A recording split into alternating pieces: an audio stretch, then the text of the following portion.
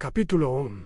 Y, el día en que nadie pudo culpar a los dioses, el día comenzó sin señales. No hubo presagios en el cielo, ni animales inquietos, ni sueños compartidos que advirtieran de un cambio. El sol salió como siempre, y eso fue precisamente lo que lo hizo inquietante. Durante siglos, cada gran ruptura había estado precedida por símbolos. Esta vez, no. El primer error ocurrió en una ciudad sin nombre. No fue una traición legendaria, ni una blasfemia ritual. Fue una decisión común, tomada por manos cansadas y mentes apuradas. Un puente mal construido cedió, personas murieron. Durante un instante, todos miraron hacia arriba por costumbre, nada respondió. Antes, un desastre era interpretado como castigo, prueba o advertencia. Se buscaba un fallo en la fe, una ofensa olvidada, una deuda con lo divino. Esta vez, no había a quien dirigir la acusación. El silencio no ofrecía refugio. ¿Quién falló?, preguntó alguien. La pregunta quedó suspendida, pesada, porque ya no podía desviarse hacia el cielo. Los constructores revisaron planos, los gobernantes revisaron órdenes, los testigos revisaron recuerdos. La culpa comenzó a tomar forma humana, y eso la hizo más incómoda que cualquier condena divina. Por primera vez, el error no era simbólico, era técnico, ético, inevitable. La noticia se propagó rápido, no por su magnitud, sino por su significado. En otros tiempos, se habría hablado de ira de los dioses. Ahora se habló de negligencia, de decisiones apresuradas, de responsabilidad compartida. Y eso cambió el lenguaje. Las palabras sagradas perdieron peso. Surgieron otras sin causa, consecuencia, prevención. No prometían consuelo, pero ofrecían algo nuevo, posibilidad de corrección. En los días siguientes, otros hechos ocurrieron. Un juicio injusto, una guerra iniciada por cálculo errado, un hambre que no pudo atribuirse a maldición alguna. Cada vez, la reacción fue la misma: buscar culpables entre los vivos. Algunos intentaron revivir el viejo hábito. Rezaron, acusaron a dioses ausentes, pero nadie respondió. Y sin respuesta, la acusación se volvió hueca. La ausencia divina dejó al descubierto algo que siempre había estado allí: la tendencia humana a evadir la responsabilidad cuando el peso se vuelve insoportable. Ese día, por primera vez, no fue posible. Los ancianos se reunieron, no para consultar augurios, sino para discutir consecuencias. No hablaron de voluntad superior, hablaron de reparación ante límites, de lo que debía cambiar para que no volviera a ocurrir. No fue una asamblea heroica, fue torpe, insegura, lenta, pero fue real. Al caer la noche, nadie encendió velas por perdón divino. Encendieron luces para trabajar, para reconstruir. Para vigilar. En ese día no nació la justicia perfecta, nació algo más frágil y más difícil: a la justicia sin excusa. Y cuando nadie pudo culpar a los dioses, el mundo dio su primer paso hacia una era donde cada error tendría un origen claro y cada consecuencia un rostro humano. Capítulo 2. La primera ley escrita. Sin bendición. La idea de escribir una ley sin bendición divina parecía, al principio, una contradicción. Durante generaciones, las normas habían sido proclamadas en nombre de algo superior, incluso cuando ese algo ya no respondía. Las palabras así lo quieren. Los dioses habían servido para cerrar discusiones que nadie sabía cómo continuar. Ahora, esa frase ya no funcionaba. La asamblea se reunió en un espacio que antes había sido un santuario. No fue una decisión simbólica, sino práctica. Era el único lugar lo bastante amplio para contener a todos los representantes. Aún así, el gesto no pasó desapercibido. Donde antes se elevaban plegarias, ahora se alzaban argumentos. Nadie presidía como voz sagrada. No había intermediarios con lo invisible. Solo personas sentadas frente a otras personas, conscientes de que ninguna palabra tendría autoridad si no podía sostenerse por sí misma? El primer desacuerdo surgió de inmediato.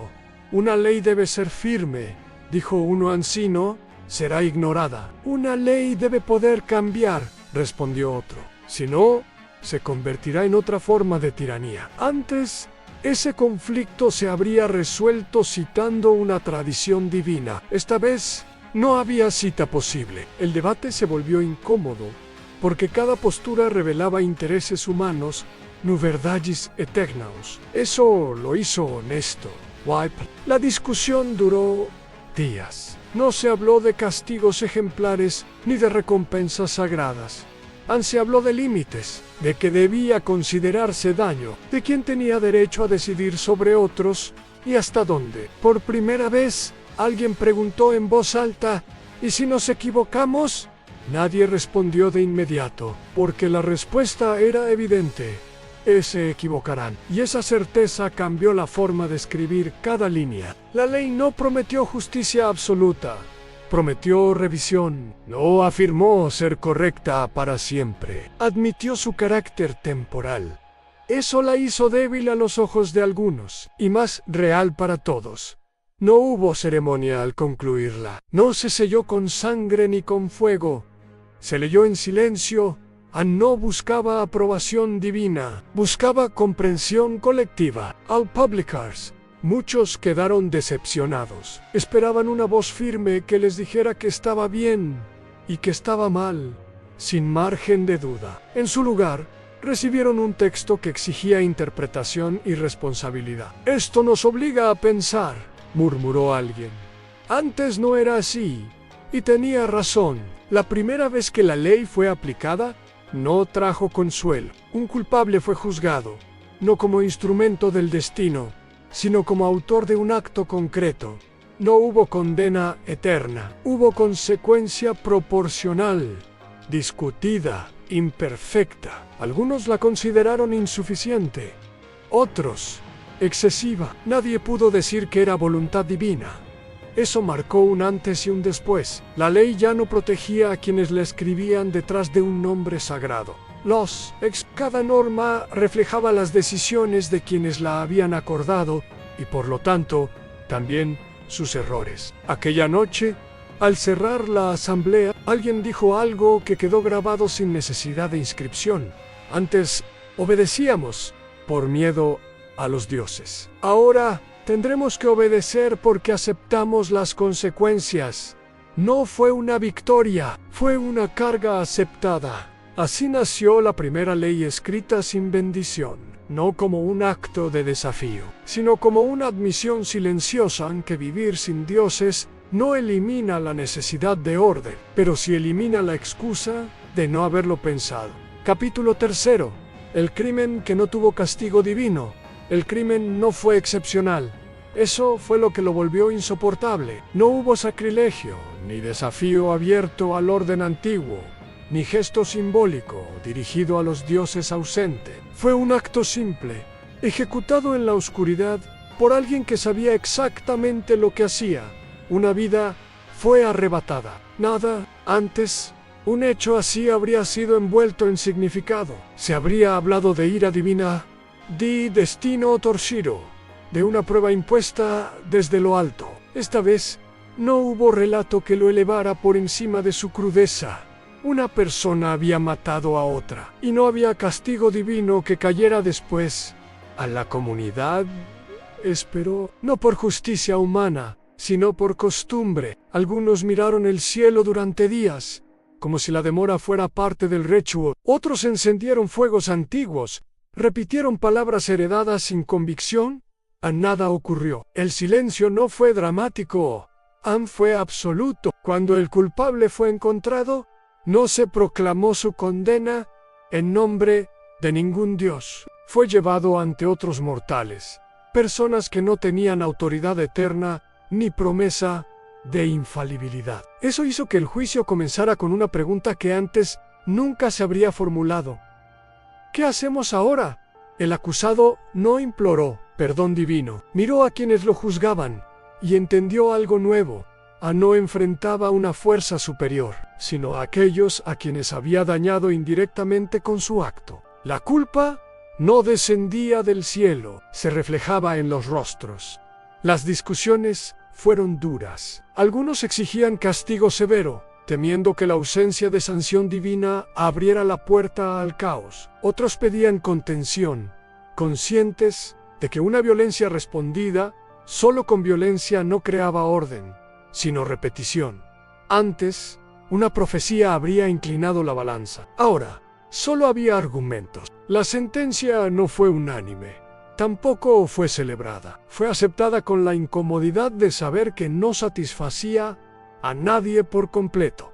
Y eso la hizo distinta a cualquier juicio anterior. No prometía equilibrio cósmico, prometía consecuencia concreta. El culpable fue apartado no como ofrenda, sino como límite. No se habló de expiación eterna, se habló de daño, de reparación posible, de riesgo futuro. Palabras nuevas para una situación antigua. Esa noche nadie durmió bien, no porque temieran la ira de los dioses, sino porque comprendieron algo más inquietante. Si el castigo no venía de lo alto, toda justicia debía sostenerse sin apoyo trascendente. Al día siguiente, el mundo no se ordenó mágicamente. El crimen no se volvió imposible, pero algo cambió en la conciencia colectiva. El mal ya no podía esconderse tras el misterio. No era una fuerza externa, era una posibilidad interna, y al reconocerlo, la comunidad perdió una ilusión y ganó una responsabilidad que no podía devolver. Ese fue el primer crimen que no tuvo castigo divino, y al no recibirlo, obligó al mundo a mirarse sin símbolos. Capítulo 4. La justicia que no prometía redención. La justicia, tal como había sido entendida durante siglos, siempre había ofrecido algo más que orden. Ofrecía redención. No importaba cuán grave fuera la falta, existía la promesa de que, tras el castigo o el sacrificio adecuado, el equilibrio sería restaurado y el alma quedaría en paz. Ahora, esa promesa había desaparecido. La nueva justicia no hablaba de purificación ni de perdón eterno. Hablaba de límites, de consecuencias y de daño irreparable. Y esa franqueza resultó más difícil de aceptar que cualquier condena divina. Los primeros juicios bajo este nuevo orden dejaron a muchos insatisfechos, no porque fueran injustos, sino porque no ofrecían consuelo. El culpable no era expulsado del mundo ni marcado por una maldición sagrada. Era separado, restringido, observado. El daño no se borraba, se reconocía. ¿Y después? Preguntaban algunos. ¿Qué ocurre con quien ya ha pagado? La respuesta era incómoda. A nada garantiza que todo quede resuelto. La justicia dejó de ser un puente hacia la absolución y se convirtió en un marco para convivir con las consecuencias. No prometía que el pasado dejara de doler, prometía que no sería ignorado. Las víctimas también enfrentaron una verdad difícil. Antes, el castigo divino ofrecía un cierre simbólico. Ahora, el cierre dependía de procesos humanos en reparación, memoria, límites claros. No todos podían aceptar eso. Hubo quienes exigieron rituales nuevos, símbolos que devolvieran la sensación de purificación.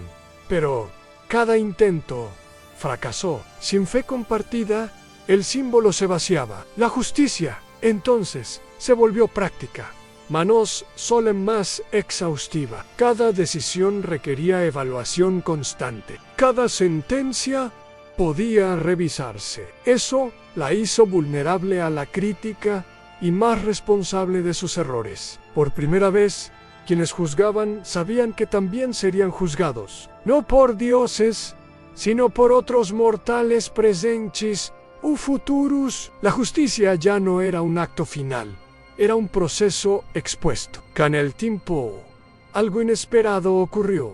La ausencia de redención trascendente obligó a la comunidad a enfocarse en prevención. Si no había perdón garantizado, evitar el daño se volvió más urgente que castigarlo después. La justicia dejó de mirar hacia el cielo, empezó a mirar hacia adelante.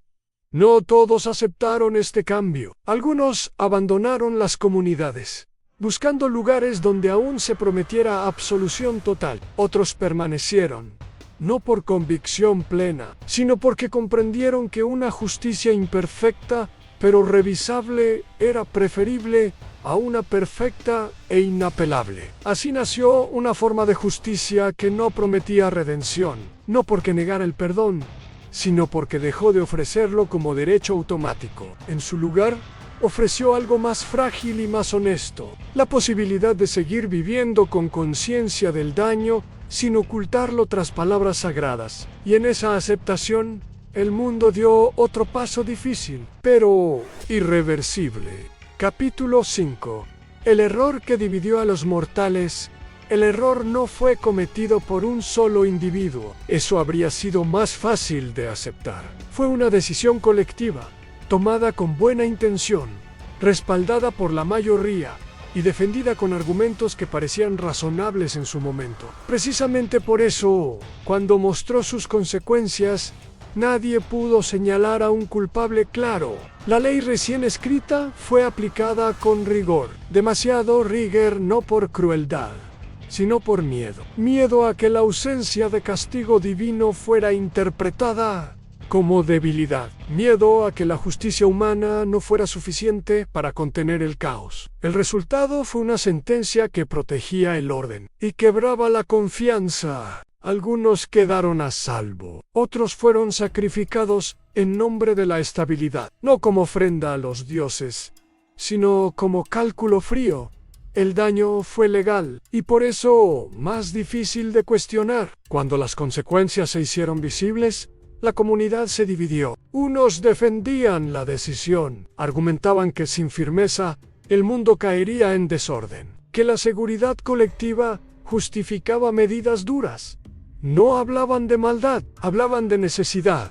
Otros veían el error con claridad dolorosa. Señalaban que una ley sin redención, aplicada sin humanidad, se convierte en otra forma de violencia. No pedían caos, pedían revisión. La fractura no fue inmediata. Creció en silencio, en conversaciones privadas, en miradas que evitaban cruzarse. La unidad que había nacido del miedo compartido empezó a erosionarse por una pregunta incómoda. ¿Y si estamos equivocados? Antes, una profecía habría respondido. Ahora, solo había consecuencias acumulándose. Las comunidades más afectadas comenzaron a desconfiar del nuevo orden. No porque quisieran volver a los dioses, sino porque temían que la justicia humana, sin límites claros, pudiera volverse tan implacable como cualquier mandato divino. El error dejó de ser técnico, se volvió moral, y al no poder atribuirse a una voluntad superior, obligó a todos a elegir bando, no entre bien y mal, sino entre seguridad y compasión, entre estabilidad y revisión, entre orden inmediato y daño a largo plazo. Esa división fue más profunda que cualquier guerra. No se combatía con armas, sino con interpretaciones del mismo principio a la responsabilidad humana. Algunos abandonaron la asamblea, otros exigieron reformas. Hubo quienes callaron, no por acuerdo, sino por cansancio. El silencio se convirtió en una forma de protesta. Ese fue el verdadero error, al creer que una ley sin dioses podía funcionar sin diálogo constante. El mundo aprendió algo duro ese día, que asumir la responsabilidad no garantiza sabiduría, que la mayoría puede equivocarse sin mala intención, y que sin una voz eterna que cierre el debate, la división es el precio de pensar. El error dividió a los mortales, y al hacerlo, reveló una verdad aún más inquietante. Aunque un mundo libre no se rompe por el desacuerdo, sino por negarse a revisarlo. Capítulo 6. La voz que dijo: no hay verdad eterna. La voz no surgió de un trono ni de un templo, no reclamó autoridad antigua, ni prometió revelación. Fue una voz común, pronunciada en el momento equivocado, y por eso mismo, imposible de ignorar. Durante una de las asambleas más tensas, cuando la división ya no podía ocultarse bajo palabras prudentes, alguien se levantó sin haber sido llamado. No era líder, ni juez, ni heredero de linaje alguno. Era conocido solo por haber observado en silencio durante demasiado tiempo. No hay verdad eterna, dijo. La frase no fue un grito, fue clara en medida, pero cayó como una ruptura definitiva. Durante siglos, incluso cuando los dioses ya no hablaban, se había mantenido la esperanza de que existiera una verdad fija, inmutable, esperando ser redescubierta. Algo que justificara el orden sin necesidad de cuestionarlo. La voz destruyó esa ilusión. Si existiera, continuó, no estaríamos divididos, no discutiríamos, no tendríamos que revisar nuestras decisiones. Lo que tenemos no es verdad eterna. Tenemos acuerdos temporales. El silencio que siguió no fue reverente, fue hostil. Algunos lo acusaron de sembrar caos, de relativizar el bien y el mal, de abrir la puerta a que cualquier acto pudiera justificarse. Otros escucharon con incomodidad creciente, conscientes de que la afirmación no ofrecía consuelo, pero sí explicaba la fractura que estaban viviendo. Sin verdad eterna, respondió alguien. ¿Qué nos queda? La respuesta fue más dura que la afirmación inicial. Responsabilidad, dijo la voz, y revisión constante. Nada más. Eso fue lo que encendió la ira. Aceptar la ausencia de verdad eterna implicaba renunciar a la última forma de refugio simbólico. Significaba admitir que ninguna ley sería perfecta, que ninguna decisión estaría protegida del error por el paso del tiempo.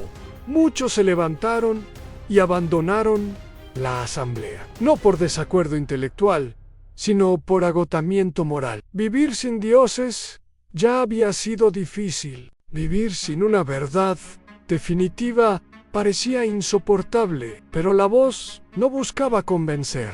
Había dicho lo que debía decir. Esa noche, la frase se repitió en murmullos, en discusiones privadas, en pensamientos que no encontraban descanso, no como consigna, sino como pregunta persistente.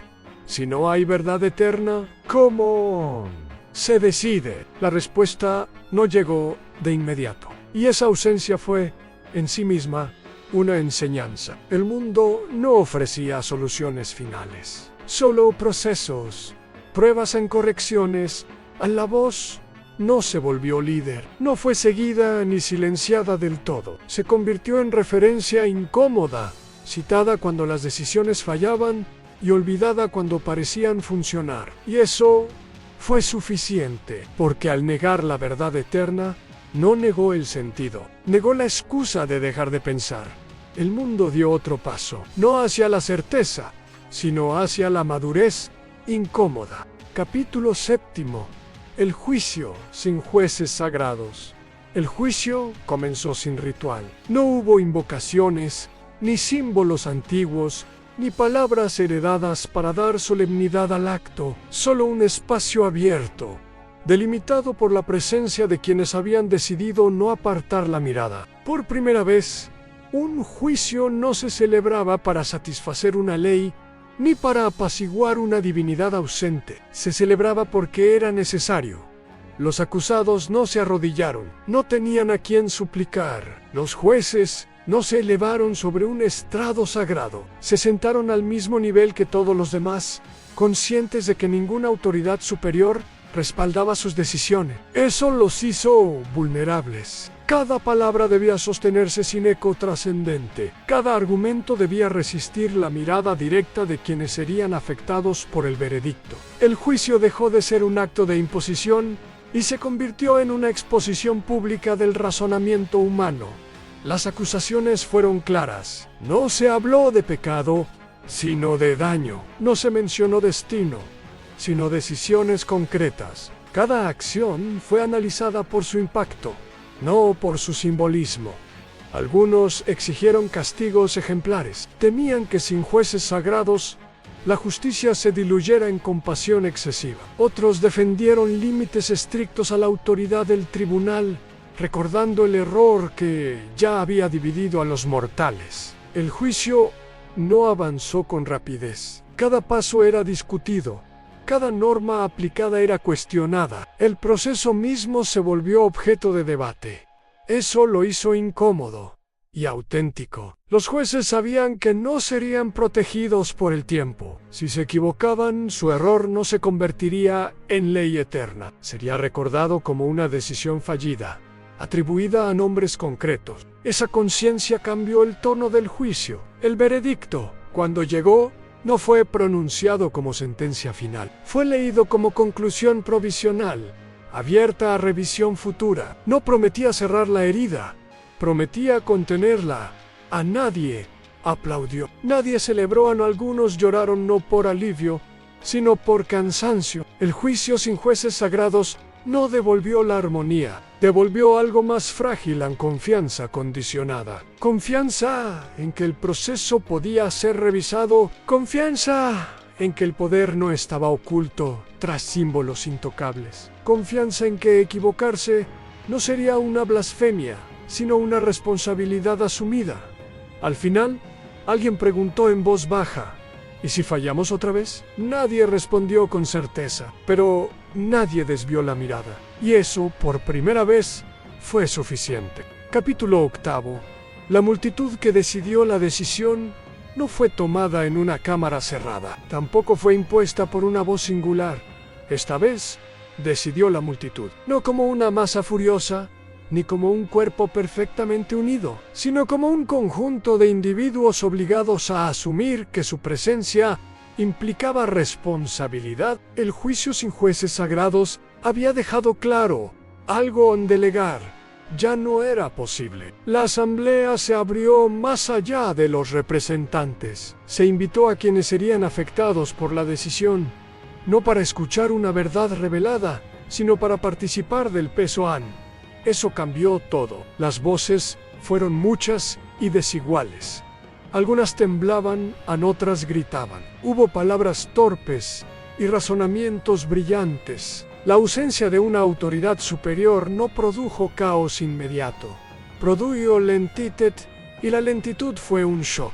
Durante generaciones, las decisiones habían llegado con rapidez, respaldadas por mandatos divinos o leyes incuestionables. Ahora, cada argumento requería respuesta. Cada objeción debía ser escuchada o refutada. El proceso agotó a muchos. Esto es insoportable, decían. Nunca terminaremos nada así. Pero otros entendieron algo distinto. En terminar rápido ya no era el objetivo. La multitud no buscaba unanimidad, buscaba legitimidad compartida. No todos quedarían satisfechos, pero nadie podría decir que no había sido escuchado. La votación no fue el final, sino una pausa aceptada. Se reconoció que decidir no cerraba el debate, solo lo hacía operativo. El resultado fue ajustado, no porque el tema fuera menor, sino porque las dudas eran reales. Cuando se anunció, no hubo júbilo ni derrota clara. Hubo un silencio tenso, seguido de una aceptación cautelosa. La multitud había decidido, y ahora debía vivir con ello. Esa fue la verdadera diferencia. Antes, las consecuencias se atribuían a los dioses o al destino. Ahora, cada efecto regresaría a quienes habían participado. No había distancia simbólica que amortiguara el impacto. Algunos se retiraron decepcionados, otros permanecieron vigilantes. La decisión no creó paz inmediata, creó corresponsabilidad. Por primera vez, el poder no residía en una figura ni en un principio eterno, sino en un proceso imperfecto sostenido, por muchos tan frágil, tan revisable. Exigente, la multitud no se volvió sabia de golpe, pero aprendió algo fundamental en que decidir juntos no elimina el error, solo impide fingir que nadie lo cometió. Y así, con dudas intactas y consecuencias por venir, la multitud decidió no porque tuviera razón, sino porque no había nadie más a quien entregar esa carga. Capítulo 9. El precio de tener razón. Tener razón no trajo alivio, tampoco justicia inmediata. La decisión de la multitud comenzó a mostrar su verdadero costo cuando las consecuencias dejaron de ser ideas y se convirtieron en hechos. No hubo un castigo divino que cayera del cielo ni una señal que confirmara que el camino elegido era correcto. Solo hubo resultados desiguales y a veces crueles. Algunos prosperaron, otros perdieron más de lo que estaban dispuestos a admitir, y ninguno pudo decir que no sabía. Eso fue lo que más dolió. Antes, el error podía esconderse detrás de la obediencia. Ahora, incluso quienes habían votado en contra compartían el precio. La responsabilidad no distinguía entre mayorías y minorías. Vivir bajo una decisión común implicaba aceptar sus efectos, incluso cuando parecían injustos. La palabra razón empezó a sonar vacía. Teníamos razón, decían algunos. Las cifras lo prueban. Teníamos razón, respondían otros. Era lo moralmente correcto. Pero la realidad no reconocía argumentos. Las calles cambiaron. Los oficios se transformaron. Viejas costumbres se volvieron inútiles en cuestión de semana. Lo que había sido aprobado como un ajuste necesario se sintió, para muchos, como una pérdida irreparable. La multitud comenzó a dividirse, no por ideologías, sino por consecuencias vividas. Quienes se beneficiaron defendían el proceso con fervor. Quienes pagaron el costo más alto cuestionaban no solo la decisión, sino la idea misma de decidir juntos. No pedían dioses de regreso, pero sí algo que absorbiera el dolor que ahora recaía sobre ellos. Si esto es libertad, decían, ¿por qué pesa tanto? No había respuesta simple. Los líderes temporales, elegidos para implementar la decisión, aprendieron que tener razón en teoría no los protegía del rechazo. Eran insultados por ambos lados. Para unos eran demasiado prudentes, para otros demasiado crueles. Y sin embargo, ninguno pudo abdicar. Renunciar no borraba el impacto. No había ritual de absolución, solo continuidad. Con el tiempo, algo incómodo comenzó a emerger en la multitud. Entendió que tener razón no era lo mismo que hacer lo correcto, y que incluso hacer lo correcto podía exigir sacrificios que nadie quería pagar. La madurez no llegó como orgullo, llegó como cansancio. Un cansancio distinto al de la sumisión. Era el agotamiento de sostener decisiones propias sin refugio simbólico, de aceptar que no todo dolor es injusticia, ni toda justicia es indolora. Al final, no se celebró la razón, se aceptó su precio. Y en ese reconocimiento silencioso, la multitud dio un paso más lejos de los dioses, no hacia la certeza, sino hacia una honestidad que ya no permitía mentirse. Capítulo X. La tentación de corregirlo todo después de aceptar el precio de tener razón, nació un deseo más peligroso que el error mismo en corregirlo todo. No surgió como ambición de poder, sino como cansancio. Un cansancio profundo que empujaba a pensar que, si ya se había llegado tan lejos sin dioses, entonces también se podía ajustar cada falla, pulir cada injusticia, eliminar cada consecuencia incómoda. La tentación no gritaba, susurraba. Si podemos decidir una vez, decían algunos, podemos decidir mejor la siguiente. Si algo salió mal, afirmaban otros, es porque no se corrigió lo suficiente. Así comenzó una nueva forma de fe a la fe, en la corrección constante. Las leyes, antes escasas y cuidadosas, comenzaron a multiplicarse. Cada problema generaba una enmienda. Cada enmienda, una excepción. Cada excepción, una nueva interpretación. No se buscaba dominar, sino optimizar. No imponer, sino perfeccionar. Pero el mundo no es un texto que pueda editarse sin residuos. Las personas empezaron a vivir pendientes de los cambios. Lo que ayer era aceptable hoy era cuestionable. Lo que hoy parecía justo mañana sería revisado. Nadie dormía del todo tranquilo porque nada estaba terminado. La corrección infinita no daba paz. Algunos se aferraron a ella como salvación, otros la sintieron como una vigilancia sin rostro. Ya no había dioses observando desde lo alto, pero había ojos en todas partes, atentos a detectar lo imperfecto. No es castigo, decían los defensores, es ajuste, no es control, repetían, es mejora.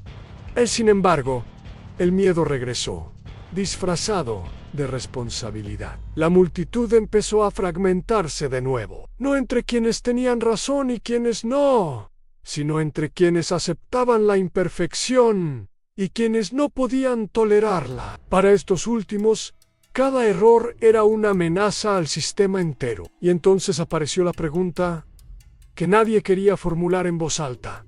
¿En qué momento corregir deja de ser cuidar y empieza a ser reemplazar? Algunos propusieron borrar decisiones pasadas, otros reescribirlas como si nunca hubieran ocurrido. Hubo incluso quienes sugirieron que ciertas voces habían sido un error desde el inicio. No hablaban de dioses, pero pensaban como ellos. Fue entonces cuando unos pocos se detuvieron. No eran líderes ni sabios. Eran personas comunes que habían vivido suficientes cambios como para comprender algo esencial. Un mundo que se corrige sin pausa. Nunca aprende a convivir con sus cicatrices. Si corregimos todo, dijeron, ¿qué nos queda a nosotros? Si nada puede permanecer, preguntaron, ¿dónde se sostiene la vida? La tentación no desapareció, solo perdió unanimidad. Y por primera vez desde que los dioses fueron apartados, la multitud entendió que el mayor riesgo no era equivocarse, sino creer que podía eliminar toda consecuencia sin perder algo humano en el proceso. No todo debía arreglarse, no todo podía rehacerse. Aceptar eso fue más difícil que aceptar el error. Capítulo 12. Lo que permaneció sin ser perfecto, cuando la resistencia dejó de justificarse, el mundo no se detuvo. Tampoco se ordenó, simplemente continuó. No hubo un momento solemne que marcara el final del conflicto. Ninguna fecha fue grabada como el día en que la humanidad aceptó ser imperfecta. Las cosas importantes rara vez anuncian su llegada. Se filtran, se asientan, se vuelven costumbre. Las leyes siguieron existiendo, pero ya no prometían corrección total. Se escribían con márgenes, con silencios intencionales, con la aceptación explícita de que no todo podía anticiparse. Por primera vez, una norma reconocía su propia insuficiencia. Eso cambió algo profundo. Las personas dejaron de vivir como si cada decisión fuera definitiva y, al mismo tiempo, como si pudiera ser borrada. Entendieron que elegir no era ni un acto sagrado ni una operación técnica. Era un gesto humano, limitado y situado. El error dejó de ser un enemigo abstracto, se volvió cercano, casi cotidiano. No se celebraba, pero tampoco se exiliaba. Se hablaba de él como se habla de una herida antigua, con cuidado, sin dramatismo, sin la urgencia de fingir que nunca existió. Los dioses ya no eran necesarios para explicar el mundo, pero tampoco lo era la perfección para justificar la vida. Algunos todavía anhelaban sistemas más limpios, verdades más firmes, respuestas finales. Ese deseo no desapareció, nunca lo ojeis, pero ya no gobernaba el conjunto. Era una voz más, no el mandato supremo. El mundo aprendió algo esencial. No todo lo que permanece lo hace porque sea correcto, sino porque ha sido sostenido por personas que aceptaron cargar con consecuencias, por comunidades que eligieron recordar en lugar de reescribir, por generaciones que entendieron que heredar no significa corregirlo todo, sino decidir que no destruyeron. No hubo redención, no hubo cierre perfecto. Y sin embargo, hubo continuidad. Los niños crecieron sin relatos de dioses vigilantes, pero también sin la promesa de que todo podía arreglarse. Aprendieron que vivir implicaba fallar, insistir, convivir con decisiones pasadas, no como castigo, sino como condición. El mundo siguió siendo injusto en algunos lugares, frágil en otros, luminoso a veces, oscuro con frecuencia. Nada de eso fue eliminado, nada de eso fue sacralizado, tan solo fue aceptado. Y en esa aceptación, silenciosa y sin himnos, se asentó una forma nueva de dignidad, no la del ser perfecto, ni la del ser absuelto, sino la del ser responsable sin excusas trascendentes. Cuando ya nadie pudo culpar a los dioses, ni prometer un orden ideal. Lo que quedó fue esto: un mundo incompleto, sostenido por manos que sabían que no eran eternas ni infallibles. Pero aún así, decidieron no soltarlo. Eso fue lo que permaneció, a no la perfección, sino la voluntad de seguir, sabiendo que no habría corrección final. Epílogo filosófico. Cuando la responsabilidad ya no tuvo cielo durante siglos, la humanidad miró hacia arriba para explicar sus límites. Los dioses fueron excusa, refugio y amenaza. En su nombre se justificó la obediencia, el sacrificio y también la violencia. Incluso cuando fueron rechazados, su forma permaneció a la idea de una verdad superior, de una corrección final, de un orden que debía alcanzarse. Esta historia no trata de la muerte de los dioses, trata de lo que ocurre cuando su lógica deja de gobernar. Un mundo sin dioses no es un mundo libre de culpa, es un mundo sin absolución garantizada. Cada decisión permanece, no porque sea justa, sino porque alguien eligió sostenerla. Y eso es más pesado que cualquier juicio divino. La humanidad descubrió que la libertad no elimina el miedo, lo transforma. Ya no teme al castigo eterno, sino a la irreversibilidad. A vivir sabiendo que no habrá corrección perfecta, ni voluntad superior que cargue con las consecuencias. Por eso la tentación de ser perfectos fue tan fuerte, porque prometía devolver el control que antes ofrecía el cielo. Pero la perfección, cuando se impone, no libera ni reemplaza a los dioses con sistemas y al destino con vigilancia. La verdadera ruptura ocurrió cuando se aceptó la imperfección no como falla moral, sino como condición ontológica. No somos incompletos porque aún no hayamos alcanzado la verdad, sino porque existir sin tutela implica límites inevitables. La responsabilidad entonces dejó de ser heroica, se volvió cotidiana. No exigía pureza, sino constancia. No pedía certeza, sino memoria. No ofrecía redención, solo continuidad. Este mundo no es mejor que el anterior. Es fragile. Pero en esa fragilidad se encuentra algo que los dioses nunca concedieron: a la posibilidad de fallar sin traicionar una verdad eterna, de cambiar sin borrar el pasado, de vivir sin prometer que todo tendrá sentido al final. Cuando nadie pudo culpar a los dioses, la humanidad dejó de buscar salvación y comenzó a practicar cuidado. No del orden ideal, sino de lo que existe. No del futuro perfecto, sino del presente compartido. Y quizás eso sea lo más humano que ha ocurrido jamás: a no aspirar a ser dignos del cielo, sino responsables de la tierra, sabiendo que no habrá última corrección, y aún así, elegir no abandonar el mundo.